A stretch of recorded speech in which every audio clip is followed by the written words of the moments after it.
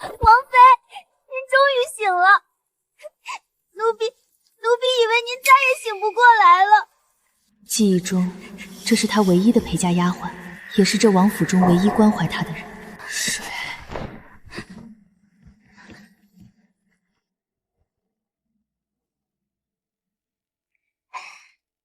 谁推的我？是宁阳郡主沈明月。那日紫霞湖游船，她邀您登船，然后您就落水了。外头都传是您嫉妒郡主，推她不成自己栽进去。王爷大怒，将您禁足冷院。这3日没有一个人来看您，连送饭的婆子都是扔下就走。系统身份绑定宿主苏凌薇。这3日谁来过？没有人。不过于侧妃倒是隔着院门骂了2次，说您活该淹死。哟，姐姐醒了，我还以为你淹死了呢，省得占着王妃位子，碍大家的眼。放肆！谁准你闯正妃院子？贱婢，掌嘴！我的人，你也敢动？你个贱人！你居然敢打我！你知道我是谁吗？我爹是户部尚书。以下犯上，直呼主母名讳。按晋王府家规第7条，侧妃对正妃不敬者，杖20，妻为尊，妾为卑。再闯我院子，直接赶出去。你给我等着，我告诉王爷去。请便。对了，路上别忘了用帕子挡脸。宠成这样，怪丢人的。你个贱人，我饶不了你！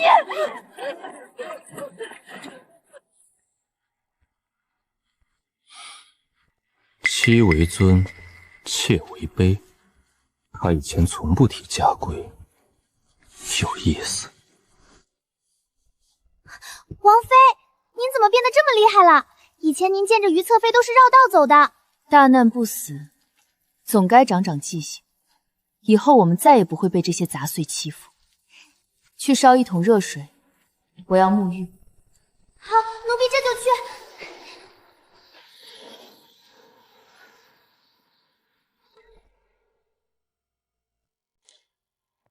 沈明月该到了。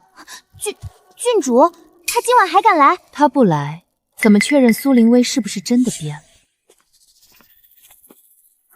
凌薇姐姐，那日湖上之事，我一直愧疚难安。姐姐昏迷这3日，我夜不能寐。觉哥哥一时误会，妹妹心里比谁都难受。王妃推郡主自己失足，郡主还念旧情来看我，王妃该感恩才是。感恩？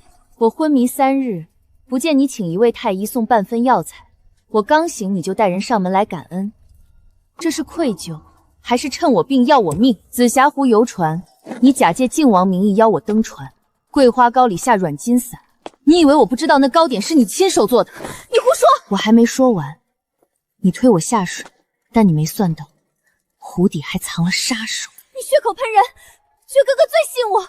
他信你，那为什么你推我下水之后，紫霞湖的船夫全换了人？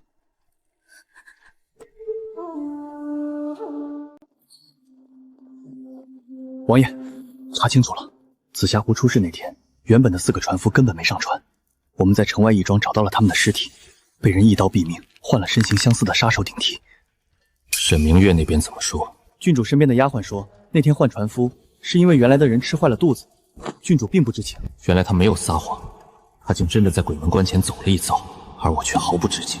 传令，解除王妃禁足，明日一早让管家带人把冷院收拾了，请王妃迁居云清院。云清院可是正院。是。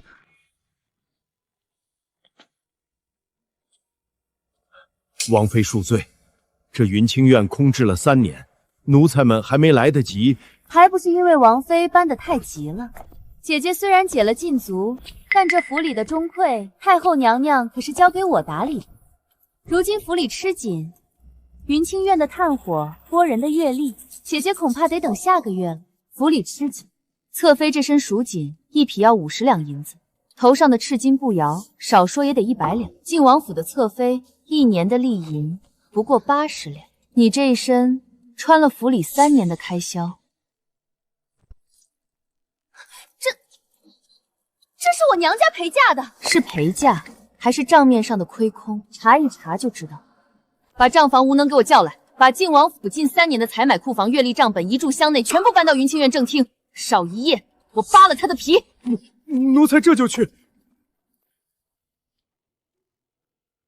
走。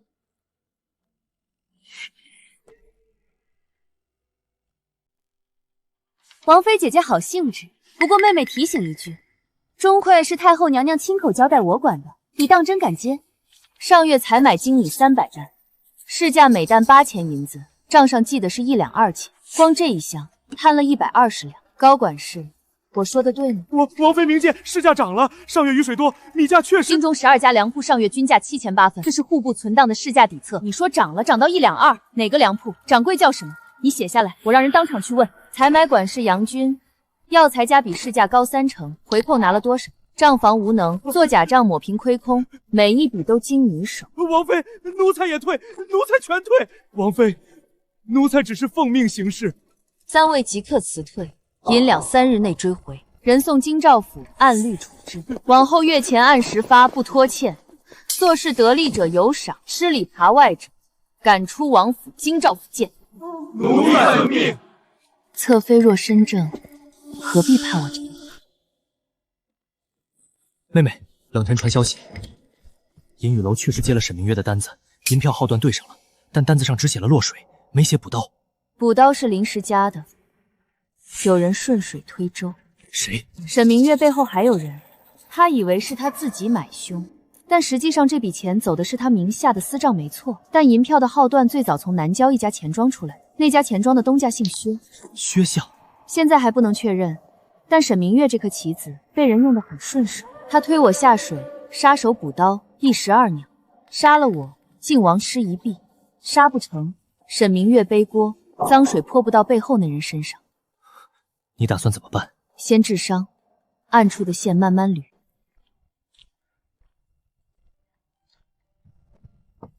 殿下深夜来我院子，何事吗？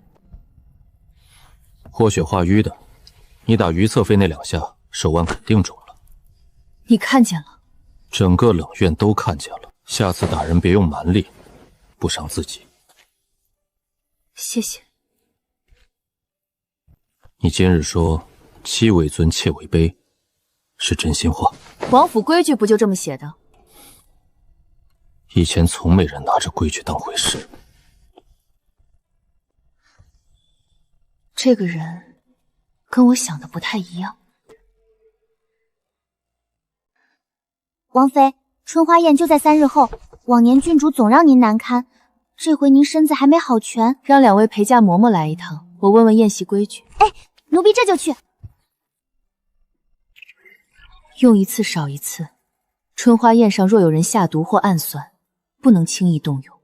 这具身体的底子还没养回来。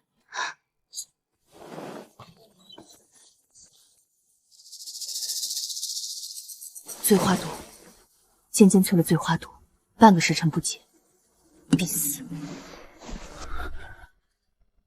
酒。婉翠，拿热水和布条，动作轻点。用1次急救包，还剩2次。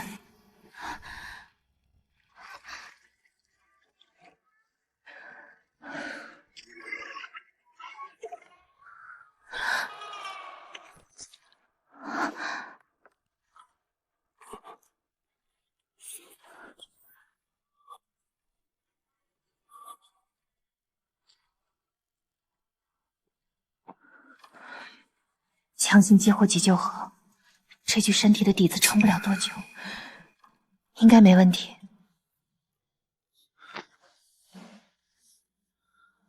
这是缝合术。你懂医？略懂。多谢王妃救命之恩，在下冷晨，来日必当重谢。1天1次，3天后拆线，天亮之前离开。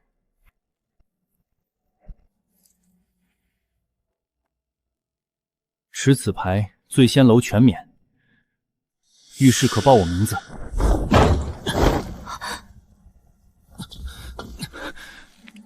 爹娘，别杀他们！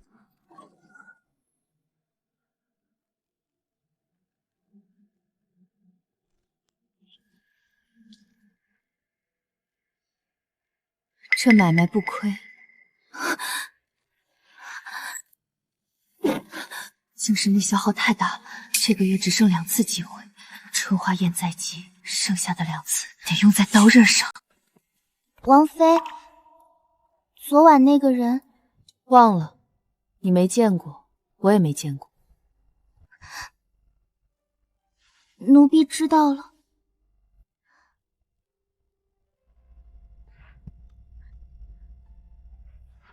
还有2天就是春花宴，这具身体恢复速度太慢了，剩下的2次急救机会，不到万不得已绝不能动。王爷，云清苑院墙外确实有血迹，守夜的暗卫说丑时3刻听到动静，但没看到人影进出。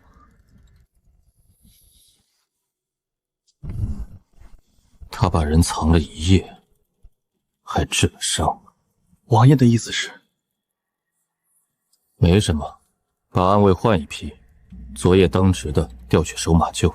那王妃那边要不要加派人手？不用加，他既然能藏人，就不需要你操心他的安全。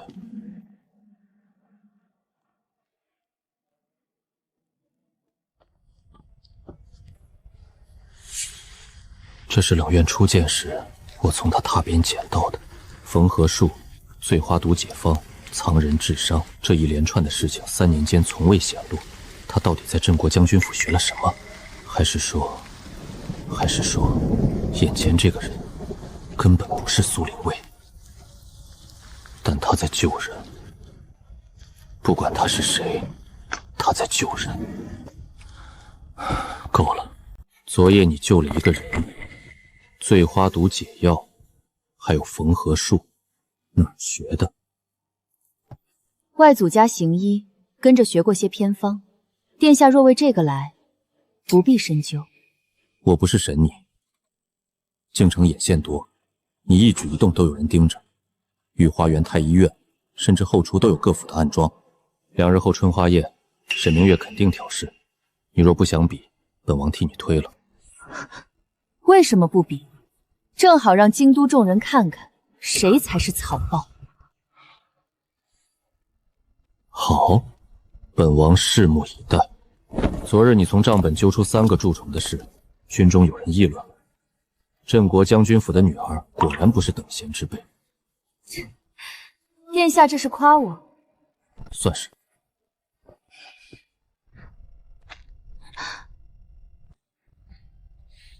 明日御花园风大，穿上，别多想。你病了，我还得另找管家。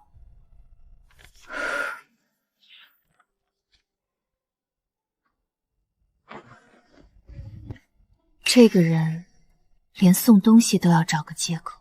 哟，妹妹今日打扮的可真素，可别再像往年一样上不了台面，丢了晋王府的脸。二嫂去年比试拿了倒数，今年可别再垫底，不然二皇兄脸上也不好看。今日赏花宴比试分投壶、琴艺、书画、作诗4项。皇上，臣女斗胆想请旨挑战晋王妃。光比没意思，加点彩头吧。什么彩头？你输了，当众给我磕头认错。我输了，王妃之位让给你。我也要指教晋王妃，你方才出言不逊，我倒要看看你有什么本事。你们俩一起上，4项但凡有1项赢我，算我输。君前无戏言。别胡闹。放心，投壶靠手眼协调，不需要空间。二皇妃10中6，沈郡主10中7。姐姐要是不会，现在认输还来得及，总比当众出丑好看。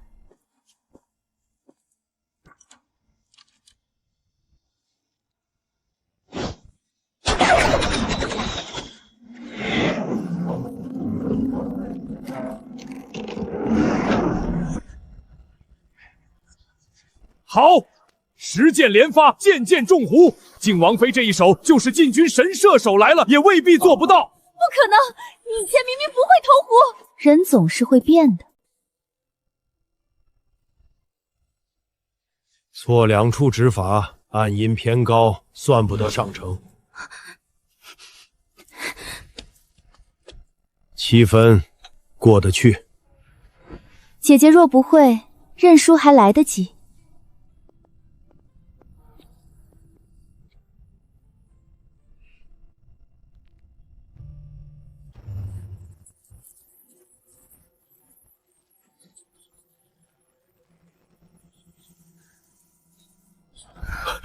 阳春白雪，竟是完整失传100年的阳春白雪。王妃从何处习得此曲？又是偶得残谱，多年揣摩补全，不成章法。大师见笑。老朽不敢受，此曲复原之功，当载入乐制。王妃大才。精神力还是消耗太大了。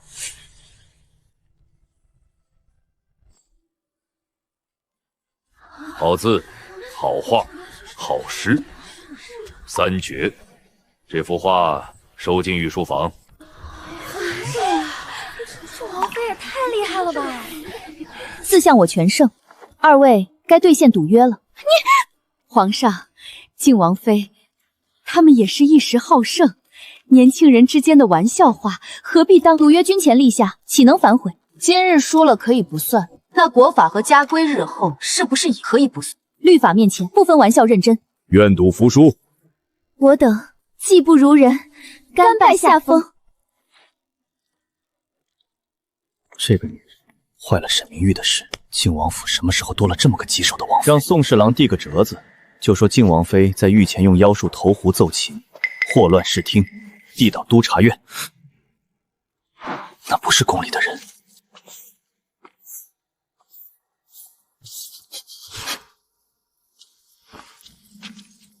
狼毒草，北境特有的东西，宫里的人不该带着这个味道。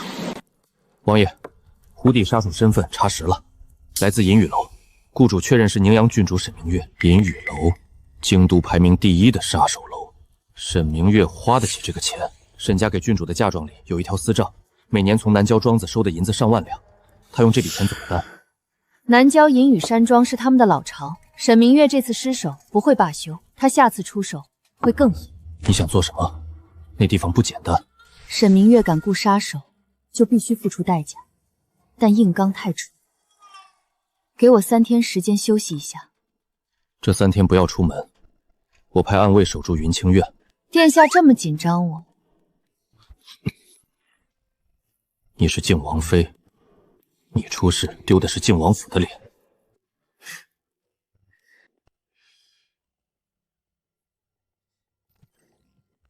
救治冷尘那次加了10%，要靠救人积累才能升级。要想解锁2级，必须救更多人。2级解锁预估奖励，月度药品提取全线乘1，急救包升级，剩余进度70%。如果能拿到月度药品提取，很多古代束手无策的病就有办法了。但前提是，得在下次出事之前攒够进度。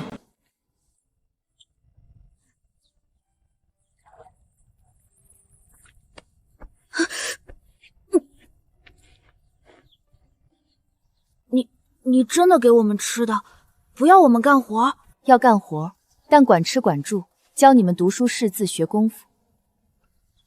真的？真的。但丑话说在前头，我这里不养闲人，也不养恶人，肯努力的留下，心术不正的立刻逐出去，能做到吗？能做到，能做到，俺也行。好，从今天起，你们就住在这里。每天上午学认字，下午学功夫，饭管够，药管够。孩子们，来吃饭吧。妹妹，你收留这么多人，镇国将军府那边怕是会有人说闲话。父亲不在京中，那些叔伯未必安分。闲话算什么？沈明月雇杀手的事，你帮我盯紧。已经在盯了。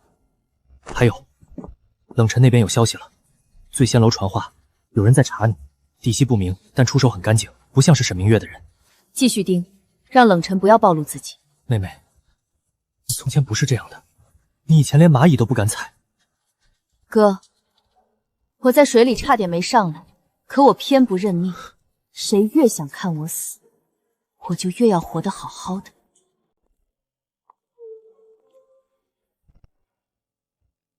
殿下今日怎么有空待在府里？太子大哥最近身体不适，太医看了几回都没好转，我正心烦这事。太子什么症状？总是乏力倦怠，偶尔咳血。太医说是旧疾复发，开了方子，但喝了大半个月不见效。乏力、咳血、久治不愈、血鸠毒，症状完全吻合。久治不愈是因为有人在药里动了手脚，但我现在不能贸然开口，得先确认太子的膳食是谁在管。怀疑有人下毒。我只是觉得久治不愈的病，不是病本身难治，就是有人在药里动了手脚。太医院院判赵明远亲自开的方子，膳食是太子妃在管。我没说一定是谁，但你若信我，让我去给太子请一次脉，我当面看了再说。好，我来安排。他连太子的病都能隔空变出7分，镇国将军府的女儿若有这种本事，不可能藏3年。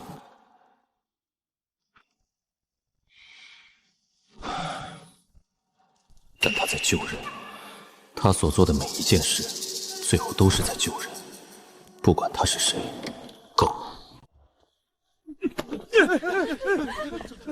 什么破药堂？我看就是个骗钱的地方，大家别被这女人蒙了。尹公子，这里是看病的地方，您不能分开。叫你们掌柜出来，不出来我就砸了这破店。尹公子，我济世堂开门行医，不惹事也不怕事。你今天砸我的场子，是替你爹尹侍郎来的，还是替别人来的？本公子看你不顺眼，哪有那么多为什么？尹侍郎在工部管着河道修缮，今年拨了5万两银子。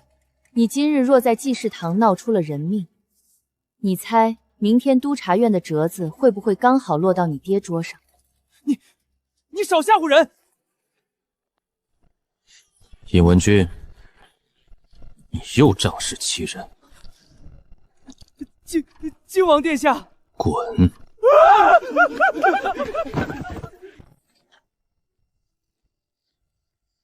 殿下还有事？尹云君的父亲尹侍郎明天会来靖王府道歉，你见不见？见。道歉不接，下次他儿子还敢来。我就知道你会这么打。那包东西是北境带回来的沙棘膏，治手上的冻疮和干裂。你给那些孤儿包扎的时候手沾了水，3、9天容易裂。多谢。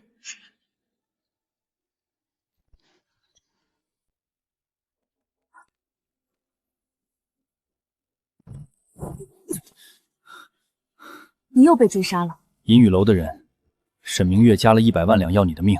我拿令牌查消息的时候被盯上了，刀伤，梅毒，比上次好处理。王妃，银雨楼除了接沈明月的单子，还接了一笔更大的。多大？有人出300万两要太子萧恒的命。300万两，谁出的？银雨楼主亲自接的单，连副楼主都不知道雇主是谁。哎呦喂，王妃你倒是轻点啊，疼死我了！但我顺藤摸瓜查到一条线，贤妃宫里的大太监每月初1都会去南郊一钱庄存银子，那家钱庄的东家账面上是个商贾，实际控制人姓薛。薛相，二皇子萧瑾的外母家，所以萧瑾不只要夺嫡，他要太子死。恐怕不止。贤妃是淑妃的人，淑妃倒台后他表面安分，但如果太子死了，6皇子登基，贤妃就是太后，前朝余党就能借他只手复辟。所以萧瑾是明面上的刀，贤妃是粮草，藏在最深处的是那个姓薛的。王妃，要我继续查吗？你伤还没好，死不了。3天换1次药，查可以，别硬拼。需要人手就去找苏景然。还有一件事，那条线能查到贤妃，是因为我认出了那个大太监的玉牌。我爹以前给前朝太医院供过药材，那个玉牌上的纹样是前朝内务府的制式。知道了，告辞。还剩1次急救机会，这个月再出事就只能靠原主底子了。萧瑾明面上的刀，他有夺嫡之心，有私兵，有薛家暗中供给的银子，他以为自己是在为自己谋江山。贤妃暗中的粮草。他宫里的大太监每月初一往薛家钱庄存银，300万两买太子命的单子就是他签的。他以为自己扶6皇子上位就能做太后。薛相棋盘外的执旗人，他同时握着萧瑾和娴妃这2枚棋子，让萧瑾以为自己是主将，让娴妃以为自己是一方势力。3个人相互不知道对方的全部计划，但全在薛相的棋盘上。所以，萧瑾以为自己是在夺嫡，实际上他在给薛尚开路卒。娴妃以为自己是在布局，实际上他在给薛尚当钱袋子。3个人各怀鬼胎，但真正在布这盘棋的是薛相。薛相被贬后，表面蛰伏，但他门生故吏遍布朝野，前朝余党要绕过他，直接联系娴妃。我不信。你让我查薛相最得意的门生，已经有结果了。工部侍郎赵延年，薛相被贬前亲手提拔的，如今管着军械制造和河道修缮。工部管军械。如果赵延年在兵器上动了手脚，北境军万一出事，得盯紧赵延年。我派人盯着他，你继续查钱庄那边的流水。一日为师，终身为父。告诉娴妃，太子那边该换药了。太医院新来的那个试药小千，让他动手，换个更快的。是。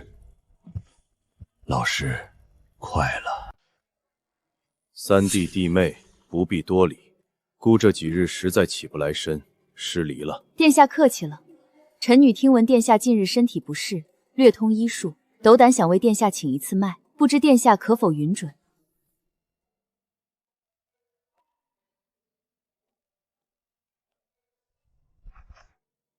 确实是血鸠毒，脉象沉细而涩，毒已入脏腑。按这个速度，如果不管不问，最多半年。还好，还来得及。但治血鸠毒需要火莲花，我空间里只有1株，还得配合宋老谷主的针法，一次机会，必须成功。太子殿下，这是旧伤引发的气血淤堵，调理月余就能好转。臣女开一副温补清淤的方子，殿下按方服用即可。王妃妙手，老臣替殿下谢过。王爷，臣女有一味药引想寻，不知能否帮忙？你说。北地火莲花。萧诀，太子的药被人换过。什么意思？太医开的方子对症，但里面有一味辅药被替换成了相克之物，虽不致命，但会拖慢恢复速度。换药的人手法很老道，是宫里人。我这就去查。不用查，查了一定是替死鬼。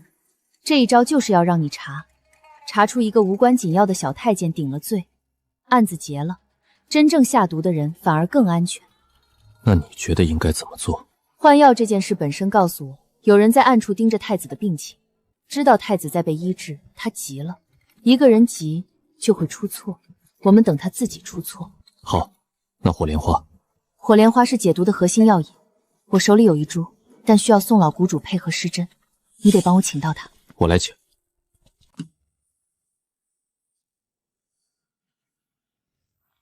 副楼主已经把外围守卫调走了，换房令是他亲手签的。今晚当值的30人全去了西侧库房清查账目。密道呢？后宅柴房下面有一条直通楼主卧房的地窖，副楼主1个月前就告诉我了，他在等这一天。带路。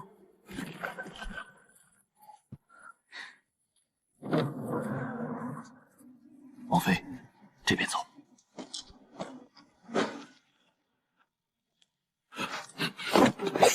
别动了！靖王妃，你怎么进来？外面30个守卫都睡了，你今晚的护卫换房安排是你们副楼主的亲笔。你背叛我！你扣了我3年的赏金，我儿子病了要请大夫，你连1钱银子都不肯预支，背叛！是你先不把我当人。第1章，沈明月雇你杀我的凭证，银票存根、街头记录、人证口供齐全。第2章，娴妃雇你杀太子的凭证同样齐全。这2章送到皇帝案头，你全楼株连9族。但我今天来不是来送你上刑场的，归顺我，银雨楼保留编制，我提供装备和酬劳，你们不用再过刀口舔血的日子。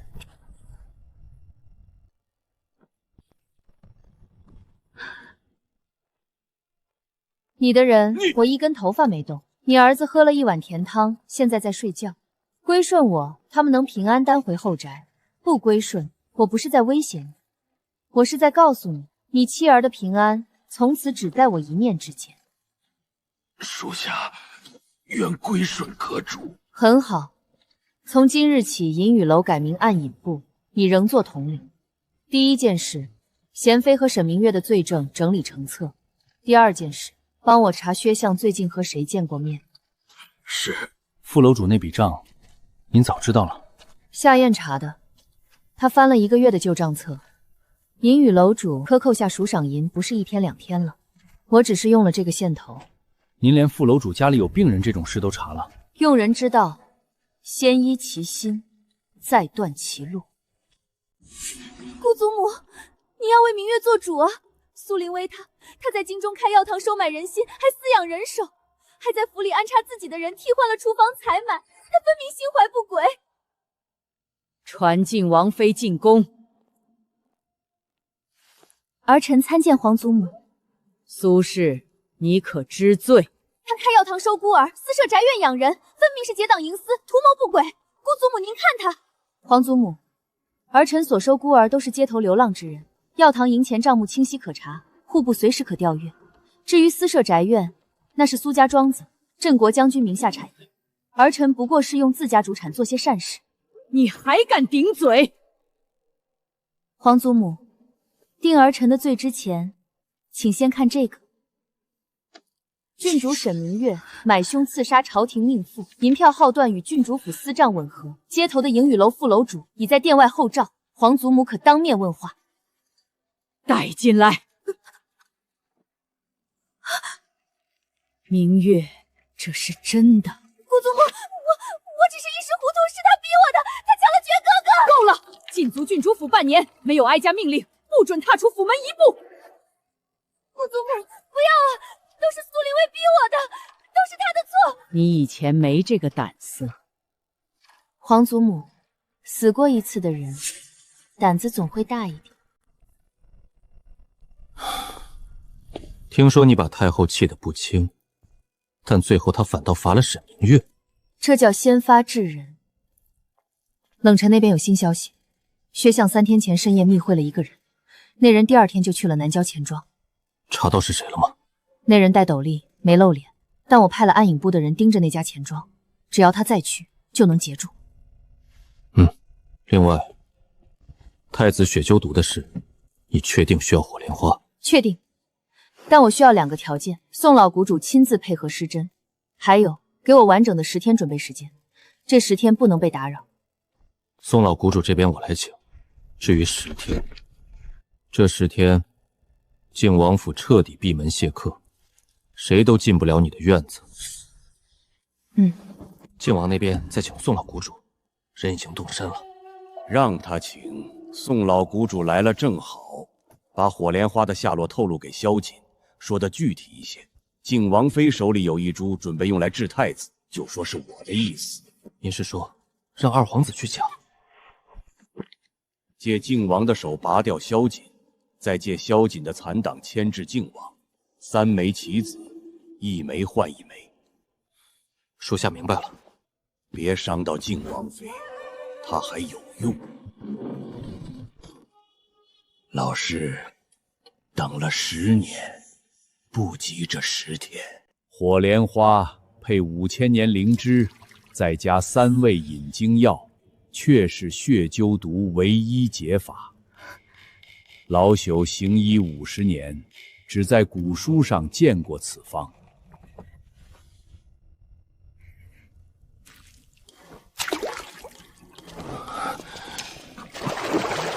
这水好烫。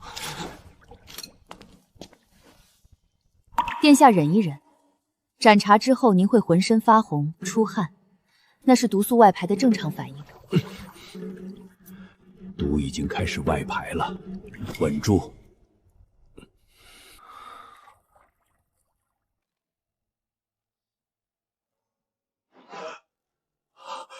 毒素清了30%，脉象稳了。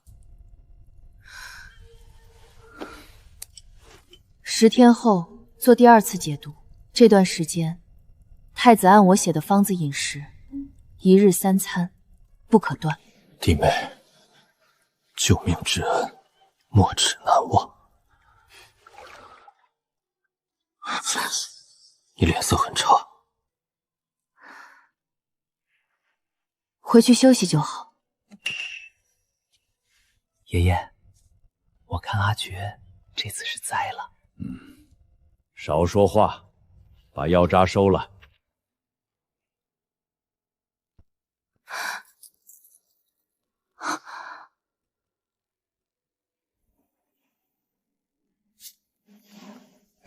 有人在门外窥探过，时间很短，可能只是确认太子是否还在，火莲花是否已用，但他不知道我在门上做了标记。苏灵薇，今晚辛苦了。夜风凉，你穿着回去。你也早点歇。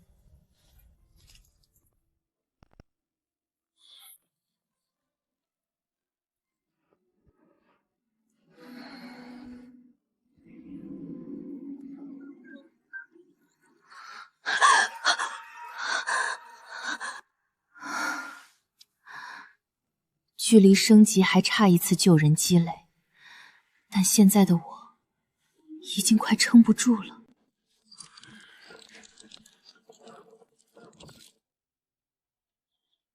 这个放这边，那个放这儿。各位乡亲，神医谷柳清秀在此免费施药，我师父宋老谷主亲传，专治疑难杂症，比路边药堂可靠得多。小小冷落王妃，怎可与我神医谷亲传弟子相比？这种小病找那个冷落王妃不就行了？王妃，她故意跟您打擂台。让他摆，病人选谁是病人的自由。王妃，您快帮我娘看看，那边柳大夫说我娘是心急，开了3副药要5两银子，可我娘明明只是胃疼啊！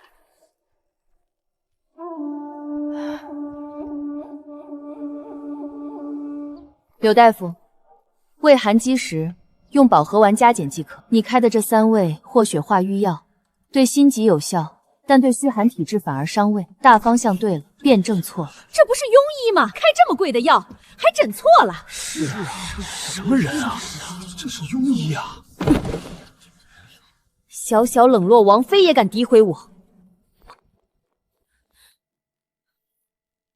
王妃凭什么说我开错了？我诊脉是有依据的。医药里，你用古方丹参饮化柴，但忽略了2个关键指征：病人舌苔白腻，脉象沉迟，这不是心血瘀阻，是胃寒时积。方向偏了1寸，药效就差了1尺。王妃纸上谈兵罢了，明日我亲自接诊疑难杂症，你敢不敢跟我比？好。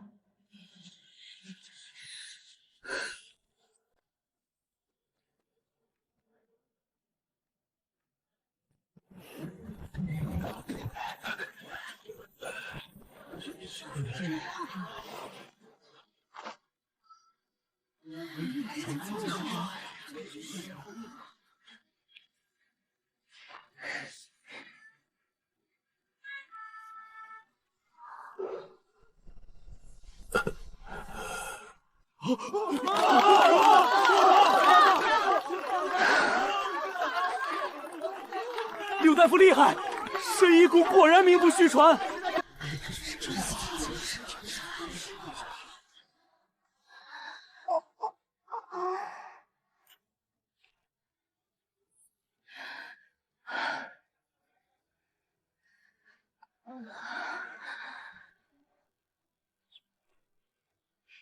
王妃这边才厉害，一人治俩。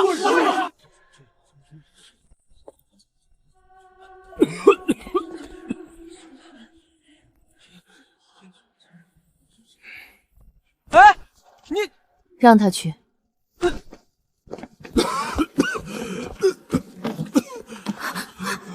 我居然给温病用了热药，废气壅塞，再拖1刻钟人就没了。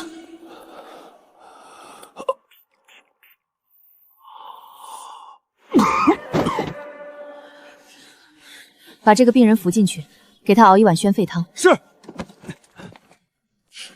急救次数只剩最后1次了，今天这场打得凶险，以后不能再轻易动用空间储备。老规矩，3位病人蒙脸诊脉，谁辨得全、辨得准，算谁赢。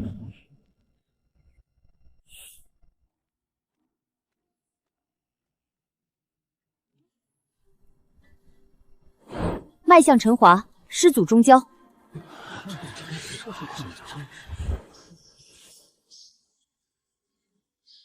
脉弦细，肝郁气滞。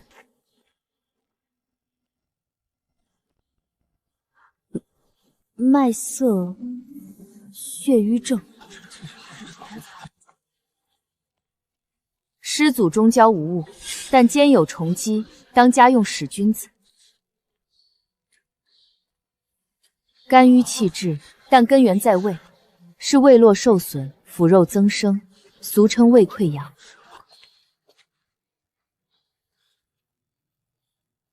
寸关尺3步脉皆细数无力，重按反空。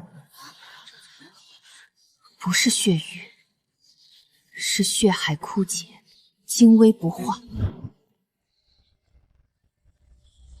面黄肌瘦，带有虫积之象。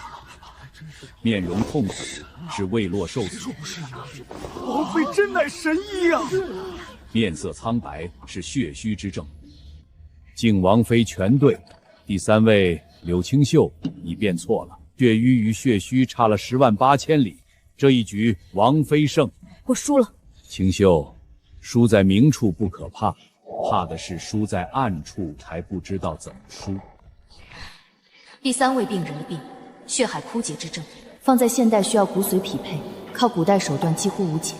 这个世界，我能救的人终究是有上限的。阁主，赵四那边有动静了。他3天前深夜出过1次门，回来时手里多了500两银票。谁给他的？贤妃宫里的副总管，他妹妹小兰最近病重，贤妃的人说，只要赵四传消息，就给他妹妹请太医。他传了几条消息出去了？3条，都是我们故意放出去的假消息，但他不知道那是假的。继续盯着，不要打草惊蛇。他传第4条消息的时候，你亲自带人去他妹妹的住处。阁主要怎么做？先把小兰的病治好，她病好了，赵四就不需要再受贤妃胁迫。阁主仁慈。用人之道，先医其心，再断其路。夏妃，夏燕今晚去了哪里？他去了赵四妹妹那边，说是想看看小兰的病到底多严重，属下没拦他。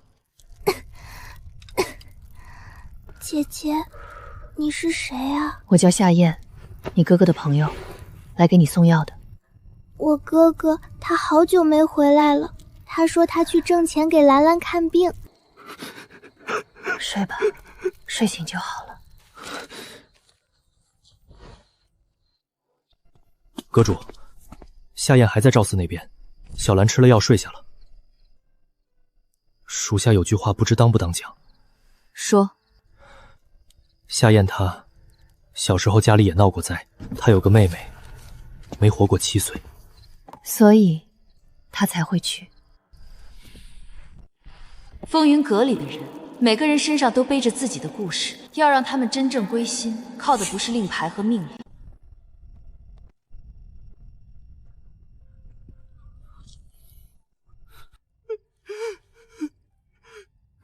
阁主，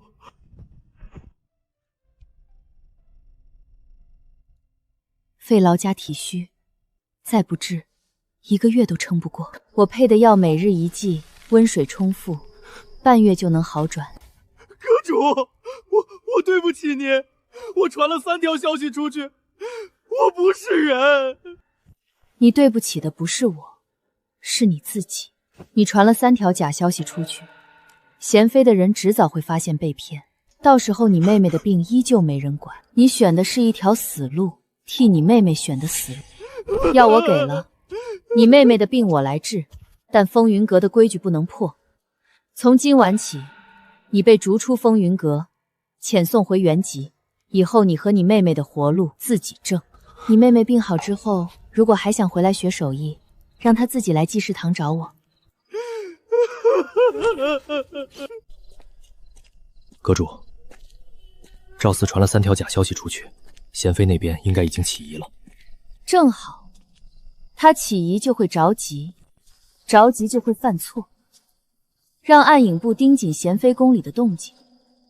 他派人出宫联络薛相的时候，我要知道。是。夏燕还在里面。他说想等小兰睡熟再走。夏妃，你跟夏燕说一声，她今晚做得很好。是。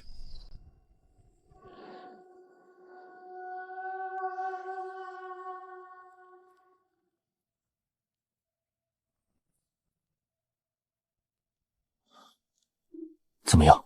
不对。哪里不对？帐篷太整齐了，私兵滔滔扎营，不会把间距排得这么远。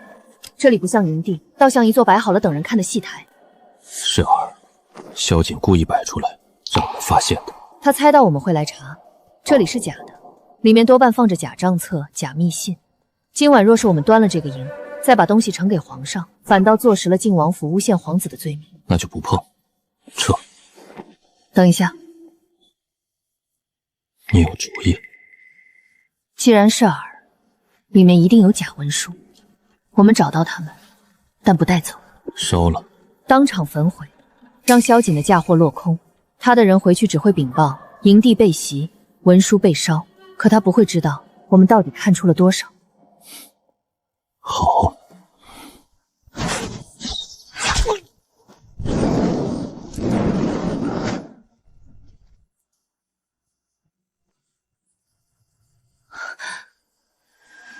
躲开！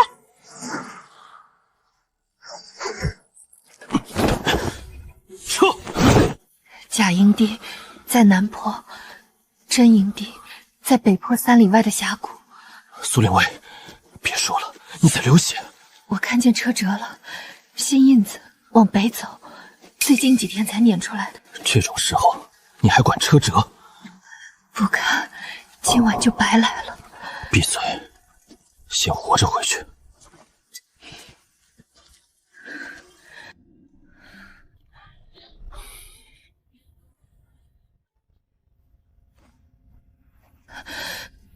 轻点，忍着一点。我已经在忍了。别乱动。他的睫毛怎么这么长？很疼。疼，但你包得更疼。嫌我包得差，回营以后让军医重新包。萧诀，说。你的手帕挺干净的。现在不干净了。赔你。先把命留住，再说赔不赔。王妃，火莲花出事了。什么事？昨夜有人潜入我爷爷的药炉，火莲花被偷了一半，切口很整齐，是冲着药引来的，还剩大半株，但缺了最关键的那一半，药力至少折损30%。缺了一半火莲花，药力不足以完成第2次解毒。如果强行施针，太子可能毒素反噬。是萧景的人。我爷爷查了药炉窗沿上的脚印，是二皇子府暗卫的制式靴底。缺一半，药力不够，但我可以用空间精神力强行催熟替代药引，代价是透支加倍。上次解毒已经快接近临界点了。我知道了，告诉宋老谷主，方案不变，明天准时。王妃，可是药力不够。有我。急救包剩余次数1，2级进度85。宋老，开始。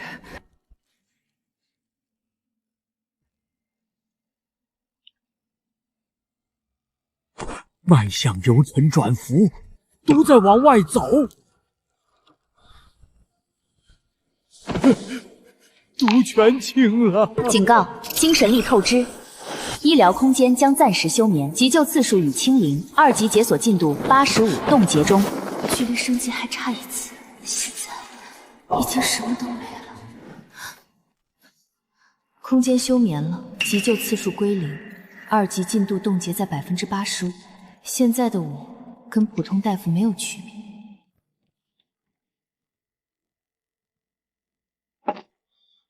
醒了，你也没睡。苏灵薇，你治不好他，也治得活他。但你如果为了治他，把自己的命搭进去，我还没蠢到拿自己的命去换。我会守好门，下次你只管专心救人。他熬了一整夜，就为了炖一碗汤。王妃，皇上赏了好多东西，现在全京都谁不羡慕您啊？太子痊愈，萧瑾肯定坐不住了。接下来他肯定会有大动作。我已经让暗卫盯紧他了。据查，他在城外还有2万士兵，藏在深山里，一直没找到具体位置。2万，胃口还真大，必须尽快找到他的私兵驻地，不然等他动手就来不及了。亲自去查，2万私兵，不可能一点痕迹都没有。只要找到粮草运输的路线，就能顺藤摸瓜。暗影部确定真营地在北坡峡谷深处，萧瑾的私兵藏在那里，粮草库有2万担。这次不能再硬闯了，我上次答应过你，不会让你再冲下去。我答应过你的事，这次我真的不下去。山间水从上游流下来，在上游投软金伞，药力顺流而下，半个时辰内渗入全营饮水，配合下游风向的迷烟，最后火攻粮仓。我来带队。迷烟起后半个时辰是药效最强的窗口，你只有1炷香的时间烧粮仓，不管成不成，1炷香后必须撤。好。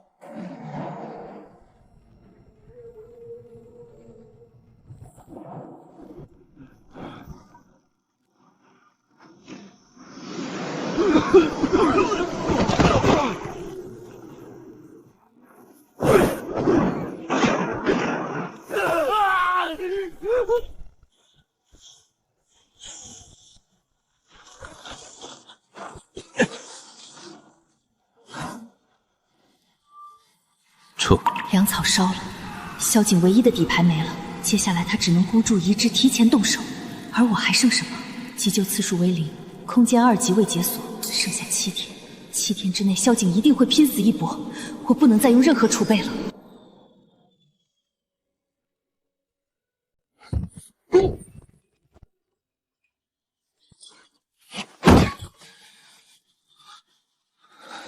废物，一群废物，连个粮仓都守不住，本王养你们有什么用？王爷息怒，粮草没了，我们可以再从各地调运。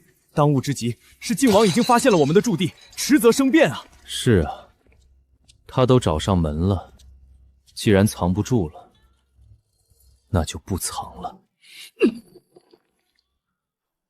传令下去，3日后起兵。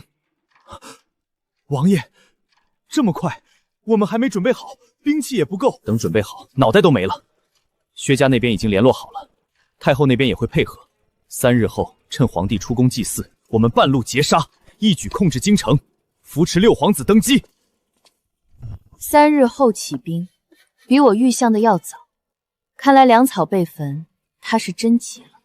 皇帝出宫祭祀，护卫不多，只有3000禁军。萧瑾要是率2万私兵半路截杀，后果不堪设想。没有确凿证据，贸然取消祭祀会打草惊蛇。宫里有太后和薛家残余，不知道有多少内奸。那就将计就计，祭祀照常进行。我们提前布防，萧瑾的私兵没了粮草，肯定会速战速决，走最近的清风山官道。这里2侧是山，中间是峡谷，最适合设伏。我们前后夹击，把他的主力全歼。你还懂兵法？略懂，以前看过几本兵书。就按你说的办，我去调兵，安排伏击阵型，你带着风云阁的人负责侧翼截杀逃兵。好。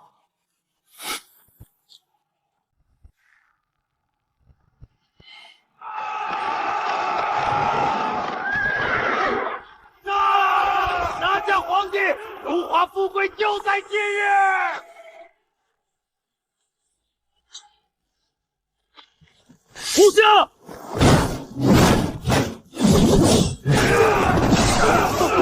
部下，部下！萧诀，你以为这点禁军就能挡住？做梦！今天就是你的死期！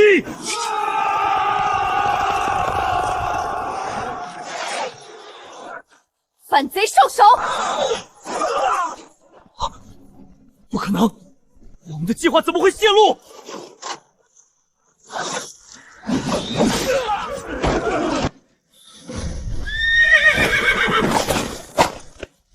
想跑？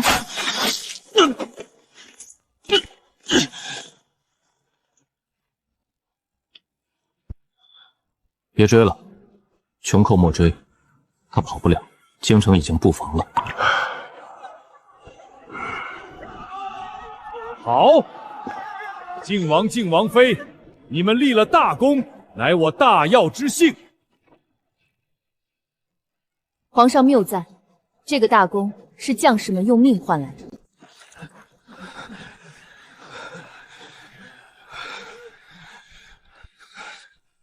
开门！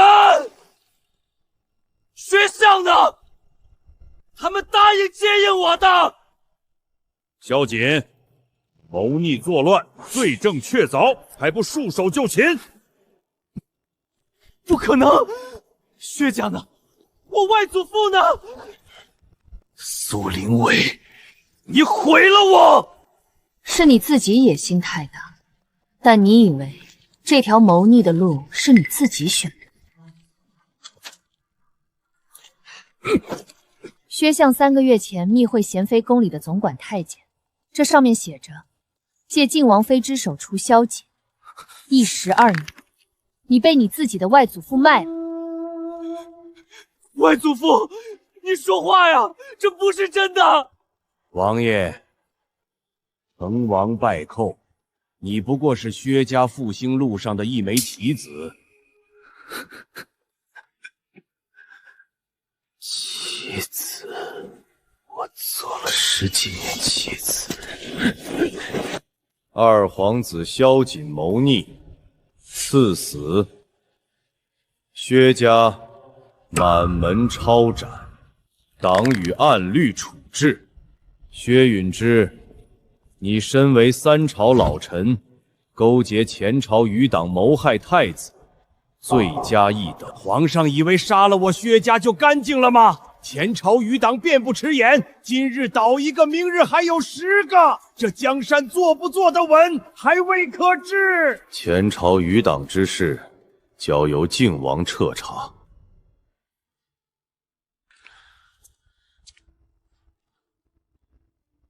薛相那句话不是空穴来风。朕登基这些日子，发现不少官员明面上效忠朝廷，暗地里与前朝旧部往来，但这些人藏得很深，牵一发而动全身。不急，薛相死了，剩下的人就会慌乱，慌乱就会犯错。暗影部已经在盯几条线了。暗影部，朕听说是你收服的银雨楼。是，银雨楼已更名为暗影部，为朝廷所用，所有行动均有记录可查。很好，该用的人用起来便是。三弟，北境10万兵权交给你和镇国将军，朕放心。臣必不负所托。弟妹此去北境是随军还是留京？臣女随行。北境缺医少药，再不去就来不及了。好，北境就拜托你们夫妻2人了。朕在京城，可等着你们凯旋的捷报。臣绝不负陛下所托。臣女绝不负陛下所托。哈哈哈哈！起来吧，去准备吧，莫要误了出征的时辰。他特意问了我是否随行，又问暗影部的来源。新帝在摸我们的底，这不奇怪，但路上再说。末将参见王爷，参见王妃。年里，匈奴那边什么情况？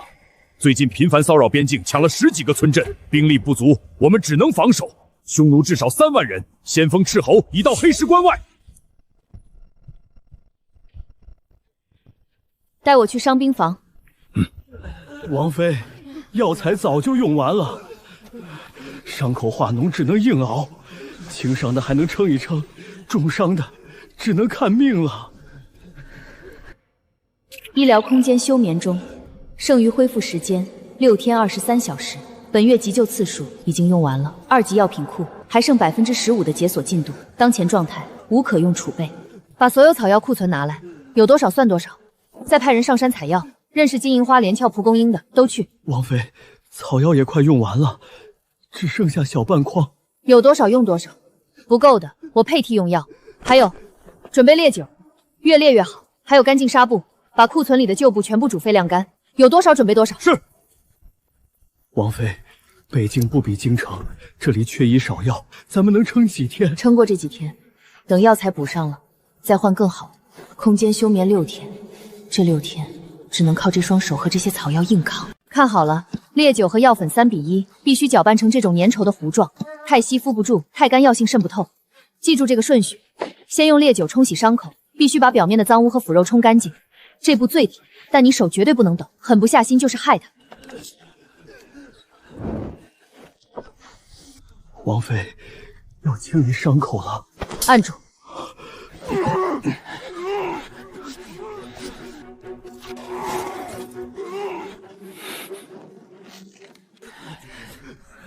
3天换一次药，10天能下地。王妃，您比我亲娘还亲。少拍马屁，躺好。王妃，您这方子比我们以前用的都好，虽然比不上名贵药材，但胜在就地取材。我们以前怎么就没想到用烈酒清理呢？烈酒消毒的法子，民间老药工都知道，只是没人敢试。以后你来做，大胆试。末将记住了。距离空间刷新还有3天，这3天只能靠古法硬扛。今天救了17个，明天还有更多。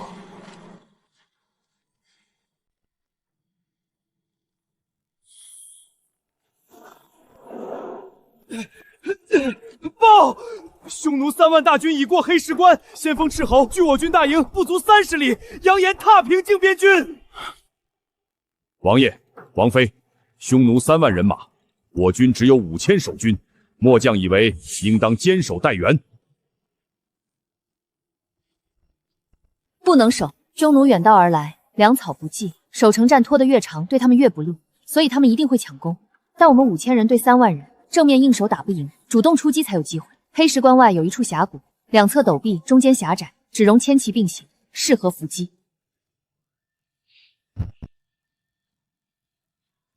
正面佯败诱敌深入，把匈奴骑兵引进峡谷，滚石堵头尾，弓箭手在两侧高地覆盖射击。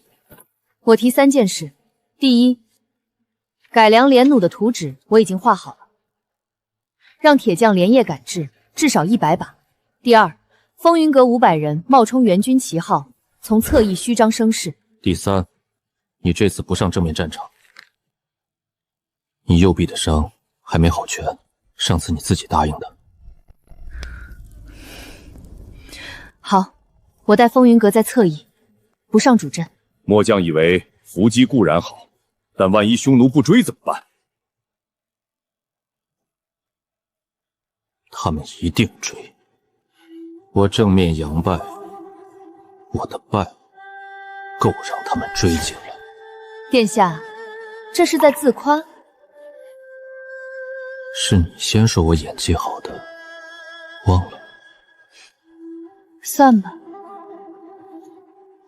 王爷以前打仗从不用跟人商量，如今话倒是多了。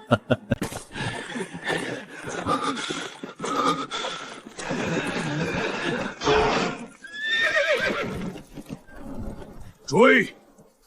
杀光他们，一个不留！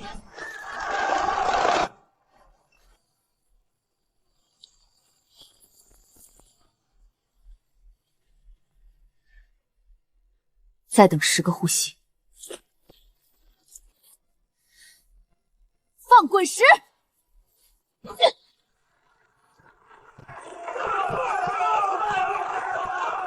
中埋伏了！退！往回退！出口堵死了！放箭！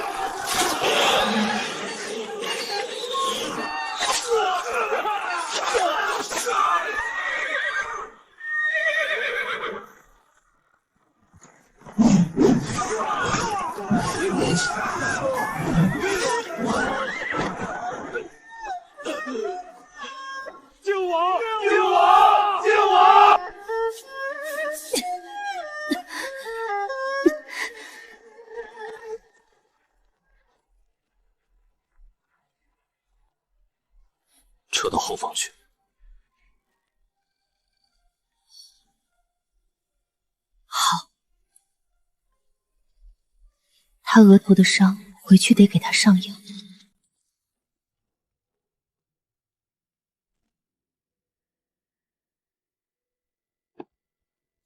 靖王殿下，我大单于愿求和，岁岁纳贡，黑石关护市，永不犯边。纳贡改一改，纳贡是主仆，你们匈奴人吃软不吃硬，压得太紧反而容易反复。改成通商，护市通商，你卖你的马匹皮毛，我卖我的茶叶丝绸，双方都有利可图，这条线才走得远。照办。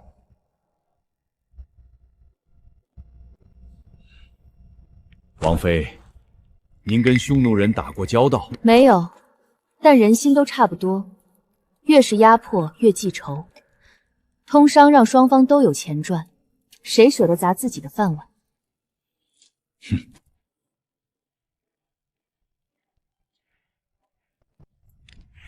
军医说你失血多，吃点东西补补。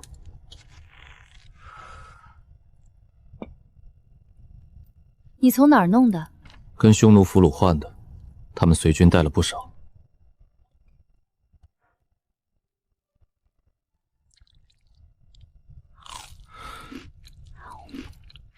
挺好。吃完再干活，不差这一会儿。北境屯田丰收，护市重新开张，集市上人来人往，但边境几个村镇突然爆发怪病，百姓们高烧、腹泻，迅速脱水，染病数百人，集市瞬间停摆，只剩满地狼藉。王妃，这病来得太快了，高烧，人烧干了水就没了，一天之内倒了10几个，我们连是什么病都辨不出来。嘴唇干裂，皮肤失去弹性，眼窝凹陷，是霍乱、水源污染引起的。在古代，这病几乎等于灭村。补液盐配方和消毒原理可以用知识提取模式，不消耗次数。抗生素粉末只能取一次量，覆盖不了几百个人，要用在刀刃上。是霍乱，水源污染引起的。立刻做3件事：第一，封井，所有人只喝烧开的水，一滴生水不能入口；第二，所有人用烈酒洗手，再接触病人，接触过病人的衣裳布巾必须煮沸；第三，跟我来配药，按照空间提取的补液盐配方，用盐、糖、草木灰过滤的水替代。水烧开放凉到能入口的温度，每碗水里加1小勺这个，病人早晚各1碗，没病的也要喝。王妃，这个方子能救命？能，脱水的人补上盐和糖就能扛过去。抗生素我用在重症上，这3包只给最危重的3个人用，就是已经昏迷的，其他人靠补液盐和隔离硬扛。末将记下了。新增病患已经减少，那就好。其他村死亡率已经下降，唯独红旗村竟无1人前来医治。走，我们去红旗村一探究竟。你是这个村的李正，把路障搬开，我们要进村检查疫病。什么病不病的？我们村好得很。别让朝廷的人进村，不用你们管。你拦得住我，拦得住病。你村里已经死了几个人了？你数过吗？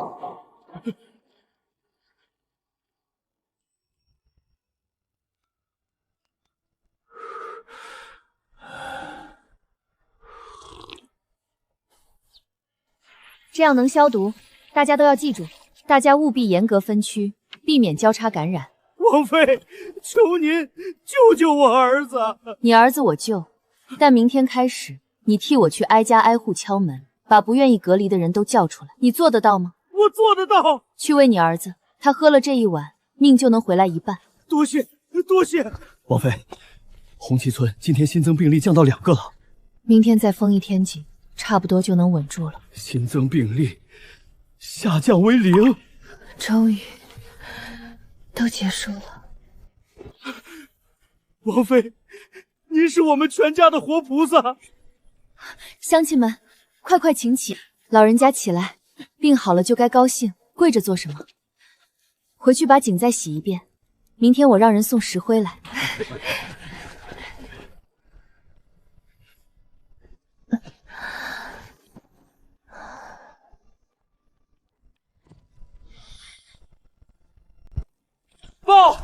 奴2万援军，趁北境疫后疲惫，连夜拔营偷袭，距大营已不足50里。你什么时候配的这些？你睡觉的时候，北境没有麻药，我只能自己做。药效如何？浓缩麻醉剂加乌头碱，用秀弩射中前排战马，药力会让马在100步内突然倒地，后排骑兵收拾不及，必然连环冲撞，前排一乱，整条阵线就废了。我来射。你没练过这药的弹道修正，剑尖裹了精油的布条，比寻常剑支重2钱，弹道会往下偏1寸。我打了100次靶才试出来的。好，但你射完5箭就退，这次再往前冲。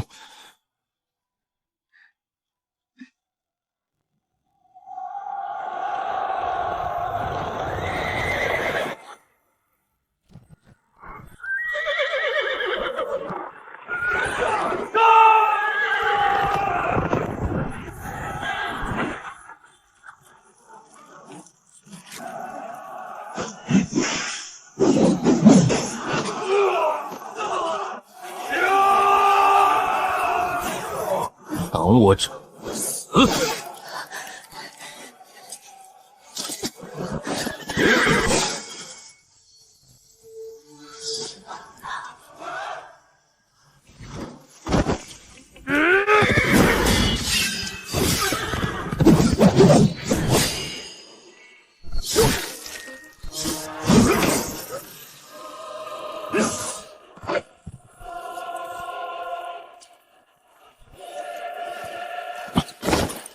舞剑完了，我没中。回营。原来他也会爬。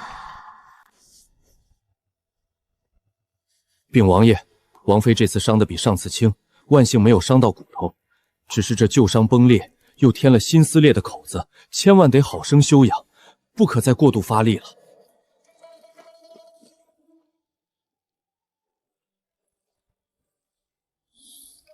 疼不疼？不疼，我说了，这次没晕。但你的手在抖。休息2天就好。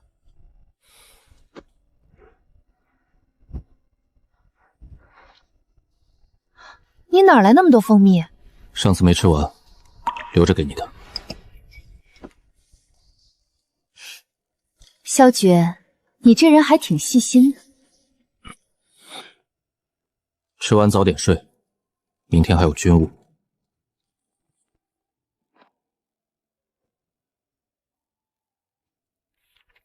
送到王爷大帐去。王爷，这是王妃送来的。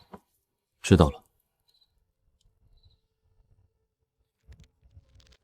蜂蜜收下了，欠你一次。北境事了，请你喝酒。苏灵薇。沙棘膏也收下了2次。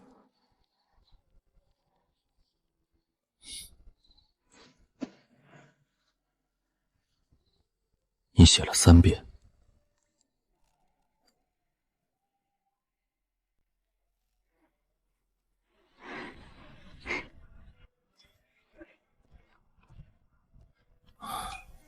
水，烧过的。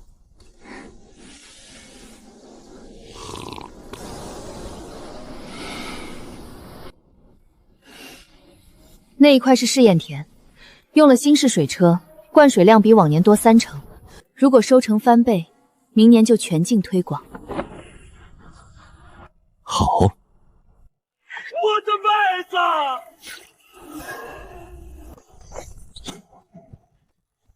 我刚种下的麦子，快去拿水来救火！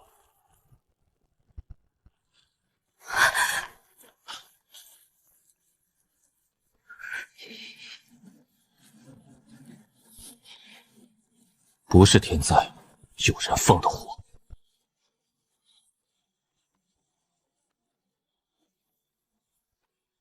查，今天之内把纵火的人揪出来。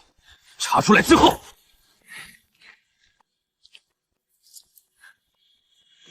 你出兵，正中他们晋王新暴政的画饼。不出兵，他们下次就敢烧粮仓。先断他们的银路。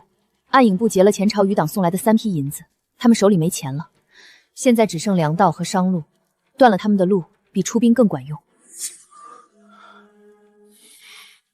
萧诀，你相信我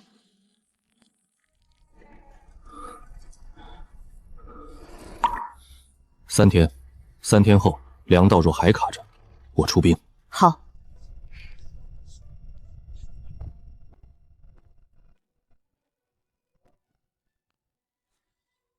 你做的，君主做的，我路过顺手端的。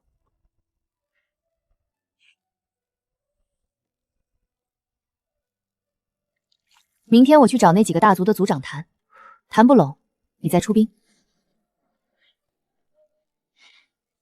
谈不拢，你打算怎么办？粮商牌，3年只发20张，支持新政的拿牌，卡粮道的连渣都别想碰。他们手里的粮烂在仓库里卖不出去，自己就会来找我。你早就想好了？烧田那天晚上想的。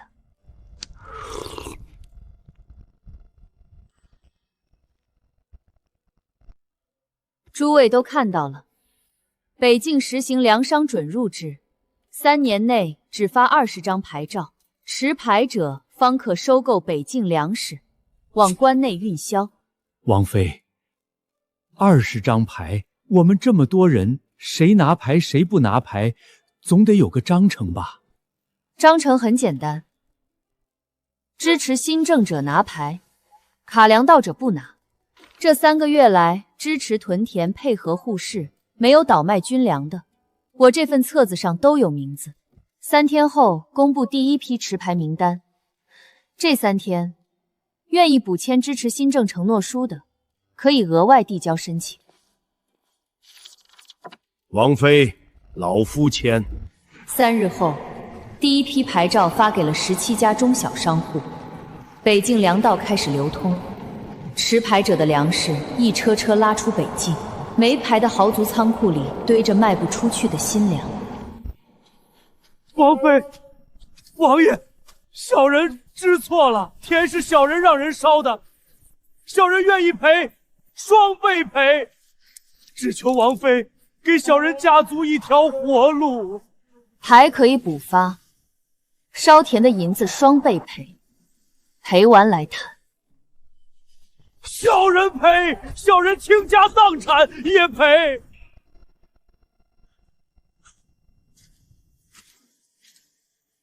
他磕头出血了，让军医给他包一下，死了人反而麻烦。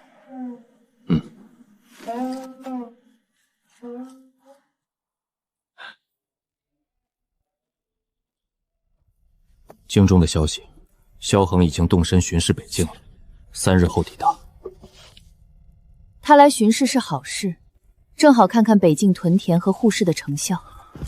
还有一条消息，按线报的，萧恒启程前，单独召见了户部和吏部的几个侍郎。问什么了？问北境的赋税和官员升迁记录，还问了一句，北境军政由谁梳理？他问的是你。问的是你和我。苏凌薇，你怕吗？不怕，我们做的事经得起查，你怕？你都不怕，我怕什么？帝王心术，他信我们，但也会看我们，这是题中应有之意。只要北境治得好，他就没有理由动我们。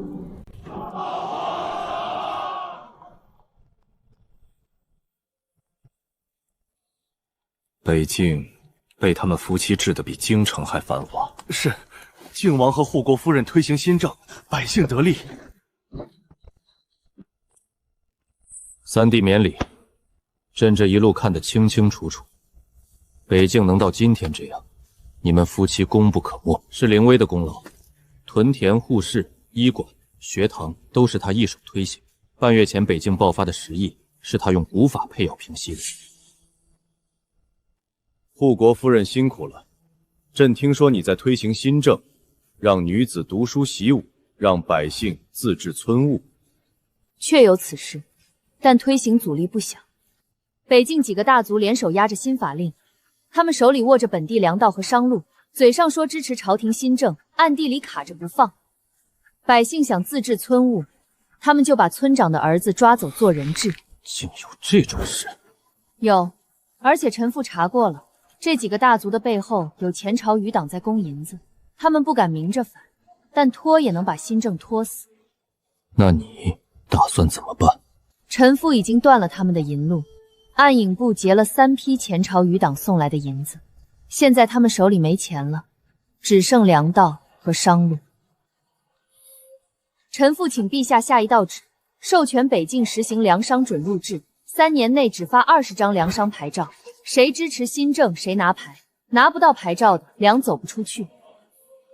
你连朕的旨意都想好了？想好了，只等陛下点头。准奏。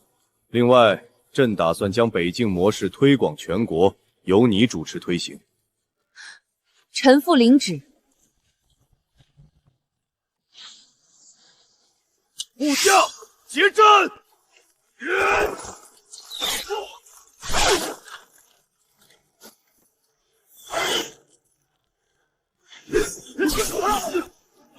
部将！部将！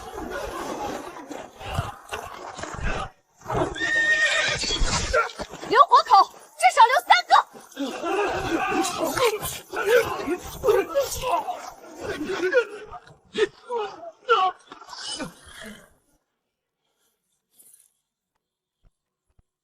查，朕彻查，朕要知道是谁。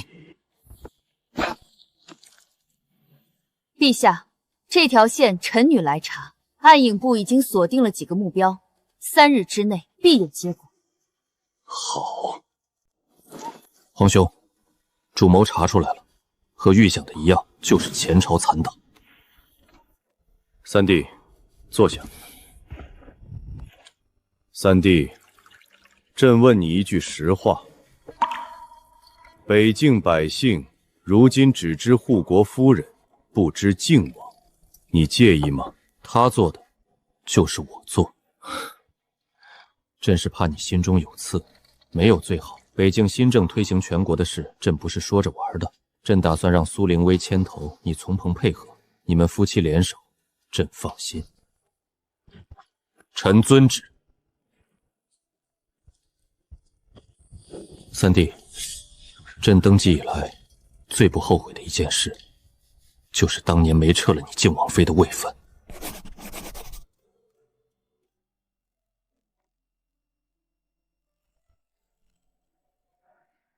医疗空间状态正常运行，急救包剩余次数2次，2级药品库月度提取额度2次，累计救治人数1274人。下一级解锁条件，累计救治人数达到2000人。当前进度1274。1274个人，每一个都是活的，不是在册子上划掉的名字。我做了很多事，查账、斗医、守边关、防疫政、推新政，但归根结底，我做的只有一件事：救人。弟妹，全国推行新政的事，你打算先动哪里？青州，青州土地肥沃，但赋税混乱，大族把持田侧多年，民不聊生。拿下青州，其余几州就好办了。好，朕让人把青州的田册底账送到你手上。北境交给你们，朕放心；天下交给你们，朕也放心。他最后那句是真心话还是别的意思？真的。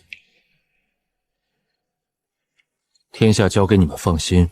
这句话，他这辈子不会对第3个人说。走吧，回去画青州的田册。萧诀，他刚来的时候，你紧张吗？紧张。10万兵权交出去，换谁不紧张？但你还是交了。你说的对，北境不是我的私产，而且你说的话，我信。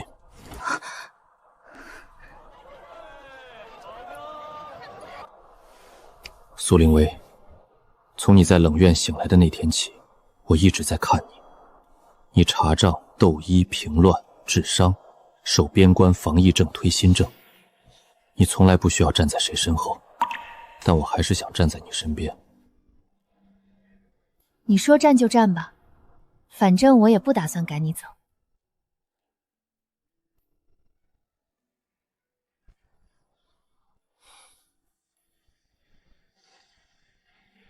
等北京彻底稳了，我要造船出海看看。我陪你去。那你先把新政推行完，别等我船造好了，你人走不开。苏灵薇，你真是什么？真是我这辈子最大的意外。穿越异世，从一无所有到活成传奇，空间有上限，医术有边界，但这片土地和身边这个人没有尽头。盛世不是等来的，是一寸一寸守出来的，从萧瑾的刀口下守出来的，从匈奴的马蹄上守出来的，从瘟疫和豪强的夹缝里一寸一寸掰出来的。3个月后，北境模式推行至全国3州，护国夫人亲笔防疫要略，刊行天下。晋王萧决上书请裁北境兵权1/3充边贸，帝准奏，民间称此年靖安之始。